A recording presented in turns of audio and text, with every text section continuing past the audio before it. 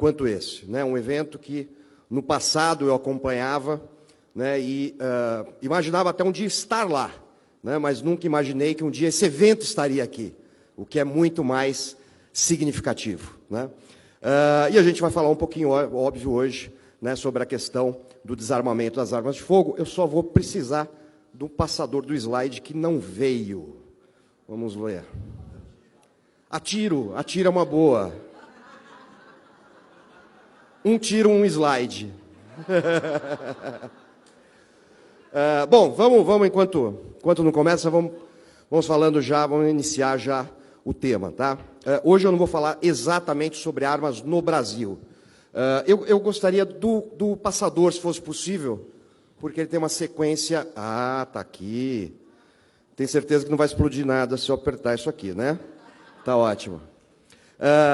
Bom, antes da gente para esse slide, o que acontece hoje no Brasil, tá? Aliás, não é só no Brasil, né? Em boa parte do mundo, né? Houve uma contaminação muito grande e nós sofremos, todos nós, sofremos com esse tipo de contaminação, né? Ninguém sai incólume, né, desde a escola, né, ouvindo certas coisas, né, e em determinado momento achando que essas coisas são verdadeiras. E eu vou dar um exemplo para vocês. Em 1991, eu comprei a minha primeira arma, legalmente. Eu tinha 21 anos. Né? Eu tinha 21 anos, exatamente quando eu fiz 21 anos, 2 dias depois, eu estava numa loja de armas comprando um revólver calibre 38, que eu tenho até hoje. E que, olha só, nunca matou ninguém, que coisa impressionante. O que eu precisei apresentar? Eu precisei apresentar meus documentos pessoais, um comprovante de residência e, né, um olerite, comprovante de que eu trabalhava, que eu tinha renda lícita. E só. Mais nada. Nenhum tipo de teste, nenhum tipo de prova, nada, absolutamente nada. Só isso. E eu lembro muito bem, essa loja ficava no centro de São Paulo e você não era atendido no balcão, você era atendido numa mesa, em mesas, né? E na mesa do lado tinha um rapaz, provavelmente mais velho do que eu, né? Usando chinelos de dedo, havaiana, uma calça jeans, toda suja de cimento, uma blusa suja de tinta, provavelmente era um pedreiro, alguém que trabalhava na construção civil. E eu, olha só, 1991, eu olhei para ele e pensei, nossa, esse cara está comprando uma arma. Se vocês soubessem o quanto eu me envergonho de ter pensado isso um dia, vocês não fazem ideia. Isso era contaminação. E sabe por que eu pensei isso? Só porque ele era mais pobre? Não que eu fosse rico. Aliás, muito pelo contrário, eu era muito, muito duro. Muito, muito pobre. Mas eu, já fazia faculdade, já punha um terninho comprado em 10 vezes na Dorinhos. Né? Não tinha computador, não tinha telefone em casa, não tinha nada. Morava na periferia de São Paulo, na Coab. Mas eu pensei isso daquele rapaz. Né? E é exatamente por causa dessa contaminação que um dia eu pensei daquela forma. E que, infelizmente, eu vejo, até hoje, muitas pessoas pensando igual. E essa contaminação começa com esses dois, como sempre. Aliás, tudo que é ruim no mundo começa com esses dois. Karl Marx e Engels. A ideia de Engels era essa daqui, olha só. Uma sociedade comunista, ao suprir as necessidades individuais, eliminando a desigualdade, dando um fim à contradição entre indivíduo e sociedade, cortaria o crime pela raiz. Essa frase ela não é pacífica, tá? Alguns estudiosos dizem que ele nunca disse isso. Porém, se vocês derem uma busca nessa frase exata, sabe onde mais vocês vão encontrar isso daí? Em todas as teses acadêmicas da década de 60 e 70 que falavam em combate à criminalidade. Ou seja, para eles, a única forma era eliminando a desigualdade. Portanto, a desigualdade é que gera o problema. E, para isso, precisava acabar a contradição entre o indivíduo, a pessoa e o coletivo. Ou seja, eu tenho que fazer parte de uma coisa absolutamente igual a todas as outras. E só o coletivo é capaz de resolver problemas da sociedade. O indivíduo, a pessoa, ela é incapaz de resolver problemas. Esse é o pensamento marxista para se resolver a criminalidade no mundo, porque sabe que eles vão resolver todos os problemas do mundo, criando uma sociedade perfeita. E isso trouxe uma série de complicações para o Brasil, tá? Então, primeira coisa, se criou a ideia de que só o Estado pode agir para garantir a segurança das pessoas, da sociedade, do cidadão, do coletivo, de uma forma geral. E, para isso, obviamente, ele tem que ter o monopólio da força. A gente viu há poucos dias atrás, não sei se todos viram, né, uma representante do Ministério Público Federal, né, dizendo que a autodefesa é inconstitucional porque não é um direito do cidadão. Ela tenta dizer ali que é um favor do Estado, que o Estado vai dizer se você tem direito ou não.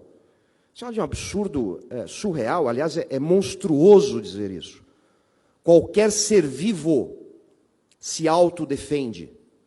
Qualquer ser vivo tem, uma vez ameaçada a sua existência, seremos resistência. Não! Qualquer ser vivo ameaçada a sua existência vai se defender. Vocês demoraram para entender a piada, hein? Ninguém solta a mão de ninguém. Vamos lá. Se ninguém soltar a mão de ninguém, como é que eu saco a minha arma? Impossível. Um outro efeito disso é o quê? O indivíduo não faz parte da solução, faz parte apenas do problema. O indivíduo, como pessoa. Eu só faço parte de uma solução se eu fizer parte de um coletivo. Lógico, coletivo deles. Né? Um coletivo dessa ideologia. A outro problema, o crime é fruto da desigualdade e da pobreza. Era necessário dizer isso para acusar o quê? O capitalismo. Se esqueça que, né, o objetivo ali é culpar o capitalismo por todos os males do mundo e por nenhuma solução. Né? Então, o crime, que é algo que assola a humanidade desde que existe a humanidade, a violência é idem. Embora crime e violência sejam diferentes, eu já expliquei isso em outras palestras, né? Não vou, obviamente, não vai dar para explicar isso hoje, mas são coisas diferentes. Próximo ponto, olha lá. O criminoso é uma vítima da própria sociedade. Ou seja, você é o algoz, você que é o opressor, e o coitadinho é vítima disso. Ele só comete esse crime porque ele foi jogado a cometer esse crime. Por causa do quê? Da desigualdade, da pobreza, né? Da concentração de renda. E eu acho que é verdade. Basta ver, né, quantos milionários estão presos em Curitiba.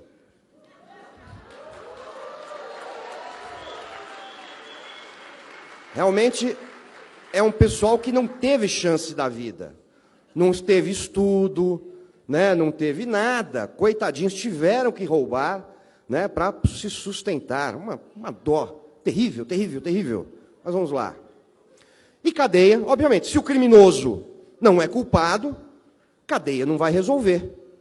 E a gente tem o efeito que a gente tem até hoje, né, que é de uma impunidade gigantesca. Claro, cadeia não resolve, a não ser, né, quando vai contra a ideologia deles.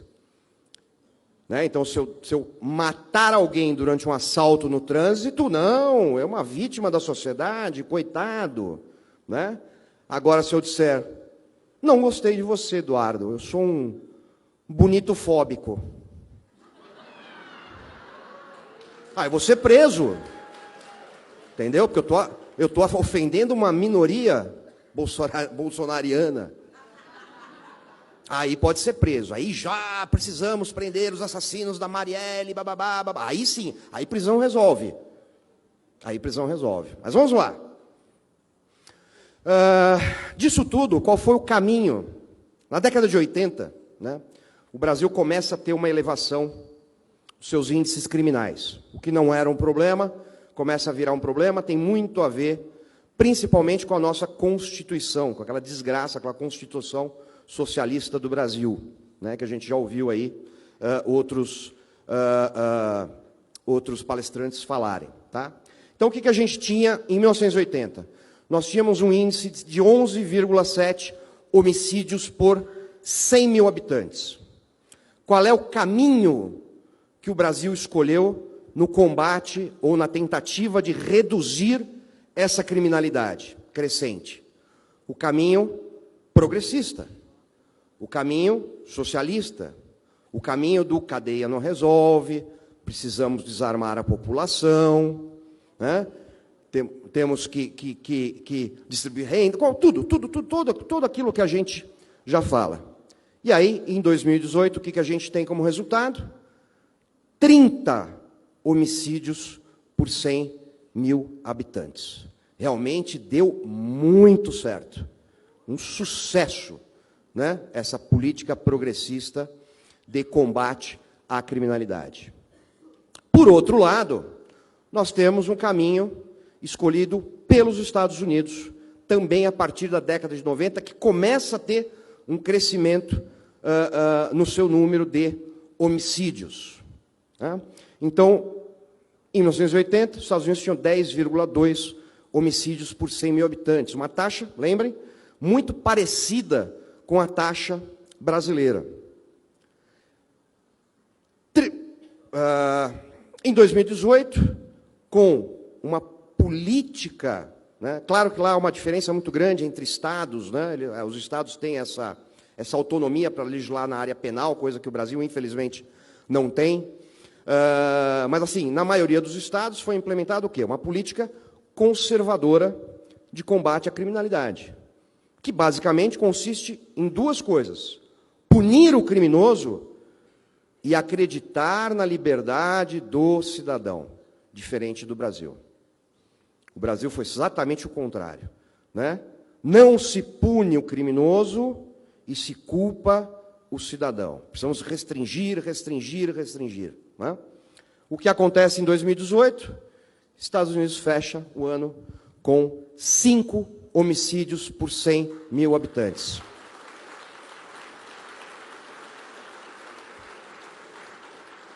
E aí vem o pissolista e diz que o americano não sabe nada de segurança pública. Quem sabe é aquele professor maconheiro de 40 anos que vive com a mãe e 2 gatos.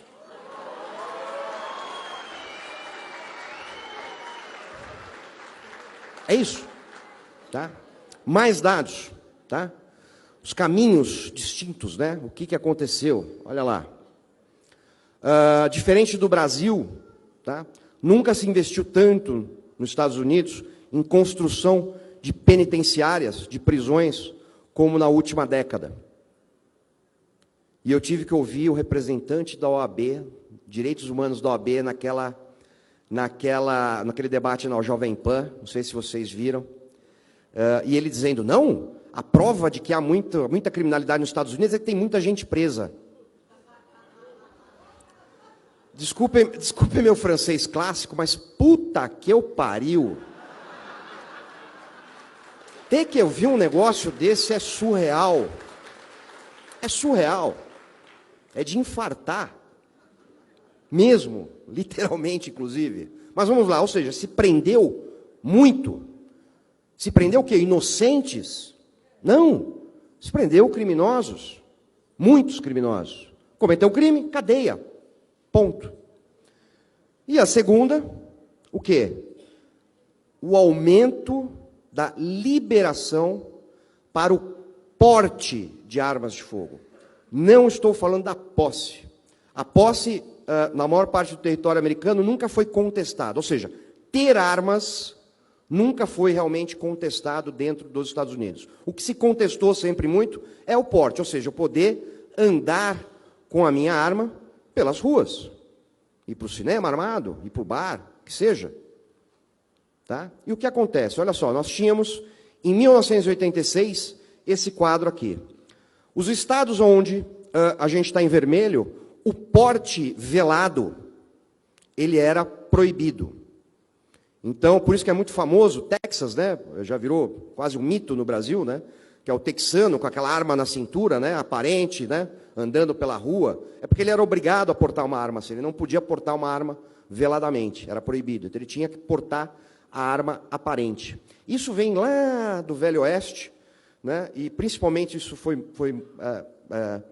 se intensificou muito depois do assassinato do Abraham Lincoln, que foi com uma arminha pequenininha, escondida. Né? E na cabeça deles é o seguinte, se você não é um bandido, se você não pretende fazer nada errado com a sua arma, por que você tem que estar com a arma escondida? Você pode dizer, não, está aqui, estou armado. Né? Essa era a política. Então, todos esses estados em vermelho, você não tinha o porte de armas velado. Em laranja ali, marronzinho, não sei o quê, você tinha o porte, porém, de uma forma semelhante que a gente tem, não hoje no Brasil, mas parecida com isso. Ou seja, a autoridade competente, ela podia ou não conceder o porte para você. Ou seja, você ia lá, fazia os testes, fazia o curso necessário, o que fosse, e aí a autoridade policial olhava para a sua cara e dizia, não, para você eu não vou dar. Sabe quem teve um porte negado por conta dessa lei discricionária e muitas vezes preconceituosa e elitista? Martin Luther King. Isso aí, exatamente. Ele requisitou o porte, porque ele estava sendo ameaçado de morte, e a autoridade policial negou o porte, obviamente por questões raciais. Tá? Ele teve o porte negado. Então, esse tipo de legislação só serve para isso. Para o Estado olhar para a sua cara e dizer, não, você é gay, eu não vou te dar uma arma. Ponto. Não, você é negro, eu não vou te dar uma arma. Não gosto de negros, eu não vou dar uma arma. Mas, obviamente, ele nunca vai precisar falar isso, porque a lei está do lado dele. Né? Você, do PSOL, não vou te dar uma arma. Tá certo? Não tem que dar mesmo. Usem livros. Usem livros. Usem livros. Usem livros. Portem livros. Tá? E o...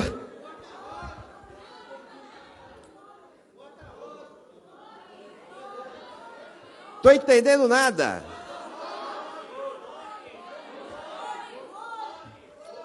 Ah, sim. Flores, isso também funciona, cantar Imagine. Mas vamos lá. E o verde, tá? O verde era o quê? O porte completamente liberado. Só tinha um estado. Se eu não me engano, ali é Vermont? Me corrijam. Vermont? Eu acho que é Vermont aquele pedacinho ali, não tenho certeza. É Vermont, né? É Vermont. O azul era... é liberado... Eu pulei o azul. Ele é liberado, mas, né, você tem que obrigatoriamente apresentar algumas coisas. Então, na maioria dos estados, você tinha que fazer um curso. Era um curso lá de 10 horas, né, e aí a autoridade obrigatoriamente tinha que te dar o porte. Não poderia negar, não era discricionário. Se você faz tudo, você tinha o porte. E o verde é completamente liberado. Qual é a ideia? Se eu posso comprar uma arma, se eu posso ter uma arma, eu posso andar com essa arma. Eu aposto que tem um monte de gente achando isso um horror, mesmo aqui dentro. Fala assim, não, peraí, mas sem controle nenhum. O cara vai lá, compra uma arma, põe na cintura e sai andando. Vai ser um morticínio. Briga de bar, discussão de trânsito, todo mundo vai matar todo mundo, massacre. Exatamente o que eles falavam. Que a esquerda americana falava, né, para esse tipo, quando isso começou a se espalhar pelos Estados Unidos. Sabe o que aconteceu? Nada. Nada. Esse pessoal, eles trabalham com a histeria, só com isso. A histeria e o medo. Né? A campanha hoje contra o porte é o quê? Você pode pegar alguém na rua que ficou nervoso com a esposa e vai te dar um tiro. Porra. Tá, pode acontecer, mas qual é a frequência que isso acontece? Qual é a chance que isso acontece? É zero, praticamente zero. Tá? E lá a discussão também foi essa. E aí a gente chega, depois em 2017, dá uma olhada na mudança. Tá? Lembra, o verdinho é o porte completamente liberado. O azul é o porte garantido, ou seja, você fez o que a lei determina, o que a lei manda, você vai portar uma arma de fogo. Porte proibido, mas nenhum estado americano. E os estados chatinhos, tipo Califórnia, né? Nova York, né? Que não, à toa, normalmente, os estados e as cidades governadas historicamente pelos democratas têm um índice de criminalidade muito maior, exatamente porque eles adotam uma política mais progressista para o combate, entre aspas, da criminalidade. Tá? Olha só, isso aí, ó. Olha só os números. Hoje não, né? Nos números mais recentes, aliás, é 2018, tá? 17 milhões de pessoas estão autorizadas a portar armas nos Estados Unidos. 17 milhões. Sabe quantas pessoas têm o porte de armas no Brasil hoje? Não chega a 5 mil. Sabe onde estão a maioria desses portes? Vai ganhar um beijo quem acertar. Brasília! Oh! Quem poderia imaginar? Mas a arma não protege. A não ser a mim, que sou deputado, que sou senador, que sou ministro. A verdade é essa. E aí o porte sai. Essa é a injustiça da discricionariedade.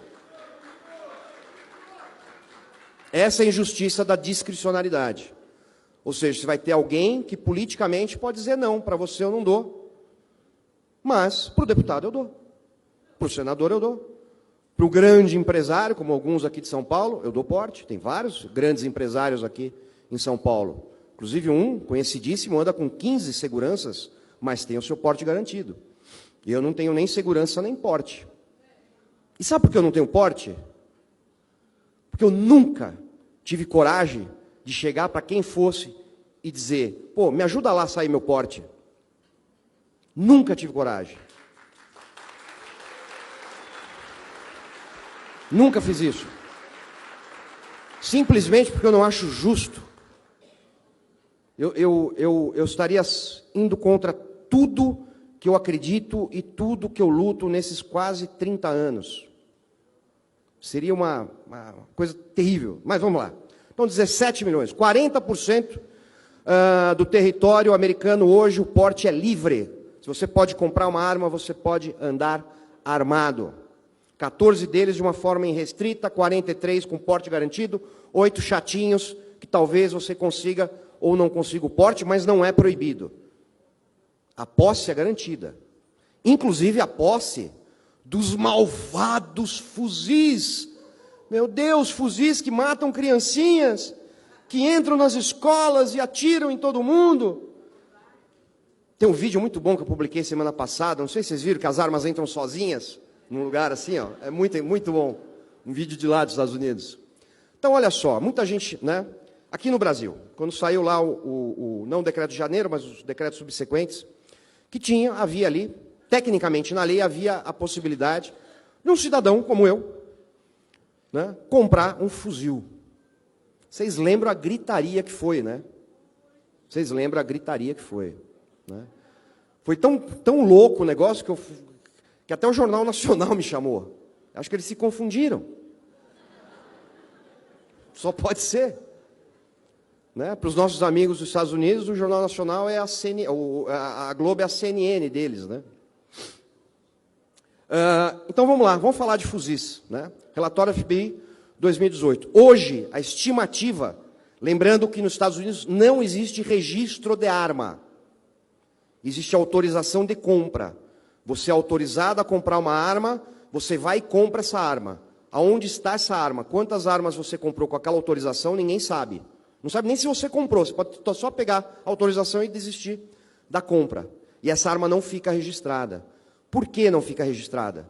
Porque o americano sabe que não convém que o governo saiba onde as armas estão. Simples. Simples. E aí, uma passagem rápida aqui. Ó, acabou, tô sem o cronômetro aqui, eu já me perdi, tá? Uma passagem rápida. Ontem eu fui procurado aqui, não vou citar nomes, nem empresas, óbvio, né? Uma pessoa muito, muito animada, me dizendo, olha, eu desenvolvi um produto fantástico que vocês vão adorar, porque tem tudo a ver com o que você faz, né? De, pô, papá. Falei, pô, legal, o que que é? É um chip para rastreamento de arma. Falei, ah, meu Deus. Porque aí a gente sabe onde a arma está a qualquer momento. Eu olhei para a cara dele e falei, sou contra. Mas por que você é contra? Falei, pô, quem disse que eu quero que o governo ou uma empresa saiba onde a minha arma está? Pelo amor de Deus. Olha o nível de contaminação. Esse cara não é um anti-arma, ele não é um psolista. Tá? É alguém contaminado. Já estou indo para o encerramento. Tá? Mas vamos falar de fuzil. Vamos lá. Hoje existe aproximadamente 16 milhões de fuzis nos Estados Unidos. Outro dia eu vi uma jornalista dizendo, milhares de pessoas são assassinadas todos os anos nos Estados Unidos com o uso de fuzis. Falei, nossa, que informação fantástica. Só que é mentira. Por quê? Porque em 2018, com o uso de fuzis, foram 297 assassinatos para 16 milhões de armas, só de fuzis, fora os outros tipos de armas. Então a gente está falando especificamente de fuzis. Só que, com o uso de martelos, foram 443 assassinatos. Estatuto da desmartelização. É isso aí. E mais ainda, com as mãos, foram 672 assassinatos. Ou seja, mais pessoas usaram as mãos para matar do que fuzis.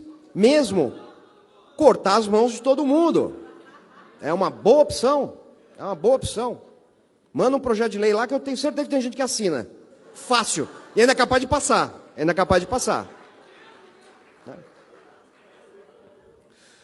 O resultado comparado entre uma política conservadora de segurança pública e uma política progressista, né, de segurança pública, no que diz respeito especificamente a homicídios, é essa daqui, ó. O Brasil em vermelho, taxa de homicídios.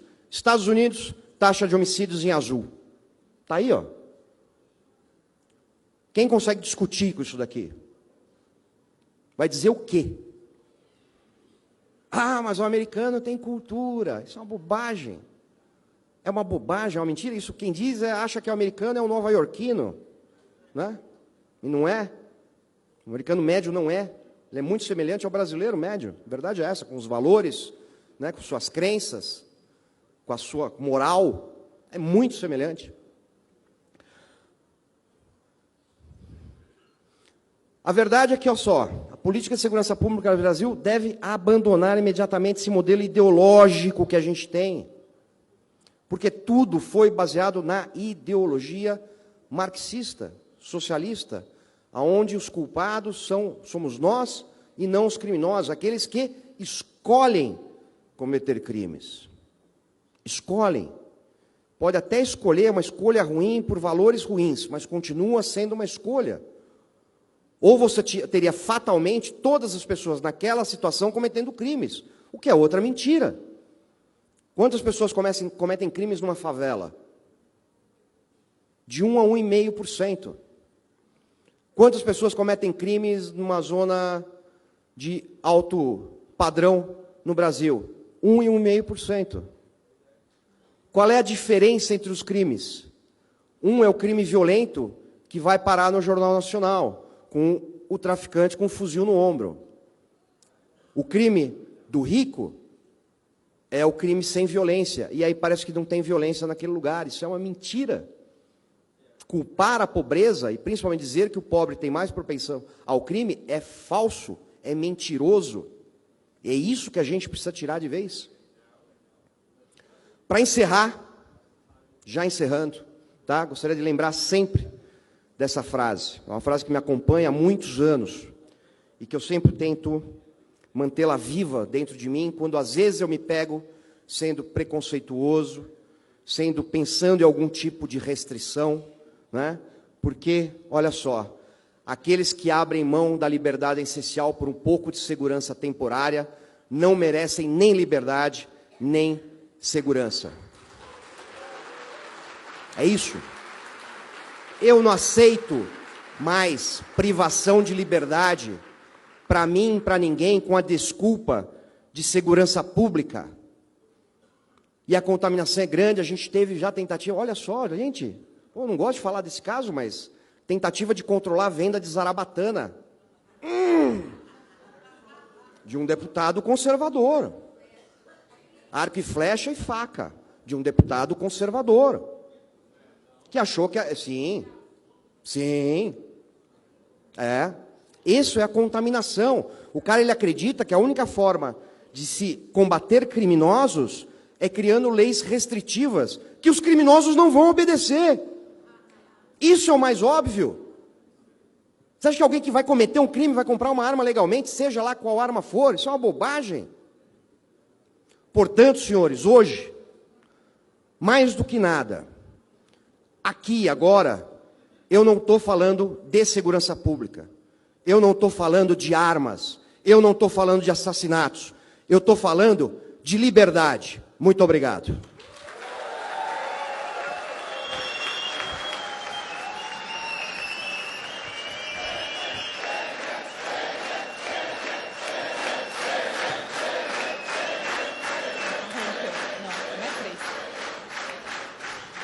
Muito bem. Deixa eu só fazer duas observações. Faça. Fica aqui, Benê, fica aqui. Duas coisas. Primeira, quando ele falou aqui sobre um projeto de lei e é capaz de ser aprovado no Congresso, a gente dá risada, mas é verdade. O Rio de Janeiro tem o Estatuto do Desfaqueamento, tá? Minas Gerais tem uma lei semelhante? Isso evitou a facada no Jair Bolsonaro? Então o Benê tem razão ou não tem razão? Não, pô, obrigado, Benê. E outra coisa, dentro do governo essa contaminação é tão grande que dentro do próprio governo federal, às vezes a gente se depara, às vezes não, com muita frequência, é um embate lá dentro para você colocar adiante essas ideias aqui. Eu achei que quando o Jair Bolsonaro fosse eleito, a gente colocaria adiante com facilidade essas pautas, no que dependesse de portarias, decretos, instruções normativas, e numa das vezes, até debatendo, né, o Benê, graças a Deus, muito respeitoso, ele antecipou que o decreto do começo do ano sairia com os cofres. Previsão de cofre num decreto do presidente Jair Bolsonaro, falando sobre armas de fogo. Eu falei assim, não é possível, chequei com algumas pessoas, e cheguei a falar, Benê, você está maluco, está louco? Como? A gente falou tanto disso, a gente está desde 2000, eu pelo menos, né, sei lá, desde 2005 para cá, o Benê há muito mais tempo do que nós, e depois eu vim publicamente pedir desculpas ao Benê, porque ele estava certo e eu estava errado. Saiu um decreto falando que, como a previsão de ter cofres para você guardar a sua arma de fogo. Lá em casa, eu durmo com uma 12 e uma pistola do meu lado. Não porque eu sou bonzão, eu sou o super-herói, mas porque se alguém entrar lá em casa... Exatamente porque não é. Exatamente. Lá em casa todo mundo sabe que não tem aniversário surpresa. Lá em casa não tem chegar de madrugada, tá? O cachorro dorme dentro do quarto para não ter esse risco, mas ela tem que estar à sua mão para um pronto uso. Então, muito obrigado, Benê, e se Deus quiser, a gente vai colocar adiante isso aqui no governo Bolsonaro também. Obrigada, muito obrigada. Bom, e agora eu vou chamar a ícone do vôlei. Ela conquistou a medalha olímpica bronze em 1996. É também colunista de esportes e política e se destaca como uma das novas vozes da direita nacional. Com vocês, Ana Paula Henkel.